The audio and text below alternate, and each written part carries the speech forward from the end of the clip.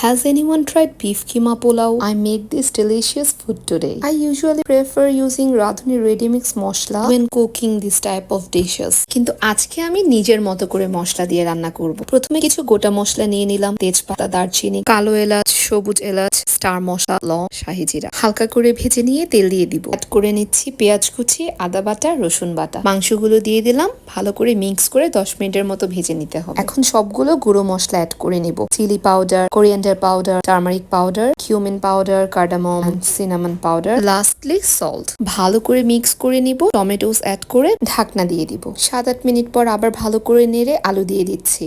টক দই দিয়ে দিলাম। মিক্সিং এভরিথিং থরলি মিডিয়াম হিটে 15 মিনিটের মতো রান্না হতে হবে। একটু গরম মশলা গুঁড়ো আর জয়ফল জয়ত্রী অ্যাড করে দিচ্ছি। 1 কাপের মতো পানি অ্যাড করে আরো হাফ এন আওয়ারের মতো রান্না করব। কিমা অলমোস্ট হয়ে এসেছে। এখন দিয়ে দিব কুচি করে রাখা ক্যাপসিকাম, কাঁচামরিচ, পেঁয়াজ। ভালো করে নেড়ে নিচ্ছি। খুব সুন্দর স্মেল আসছে। The keema is ready. Now as for the pulao, I am pouring some butter, oil, whole spices, onions, ginger garlic paste. হালকা বাদামি হয়ে আসলে চাল দিয়ে ভেজে নিচ্ছি। সাথে অ্যাড করছি গাজর কুচি। ভাজা হয়ে গেলে পরিমাণ মতো পানি, দুধ আর কাঁচামরিচ দিয়ে ঢেকে দিলাম। 10 মিনিট পর পানি শুকিয়ে আসলে কিমা অ্যাড করে নিব। Making sure everything is well coated. মিক্সচারের উপর ঘি দিয়ে ঢাকনা দিয়ে দমে রেখে দিব ফর অ্যানাদার 10 মিনিটস। নামানোর আগে উপরে বেরেস্তা দিয়ে দিলাম। প্রথমবার রান্না করেছি, এত মজা হয়েছে যে বলে বোঝানো যাবে না। মাশাআল্লাহ। Thanks for watching.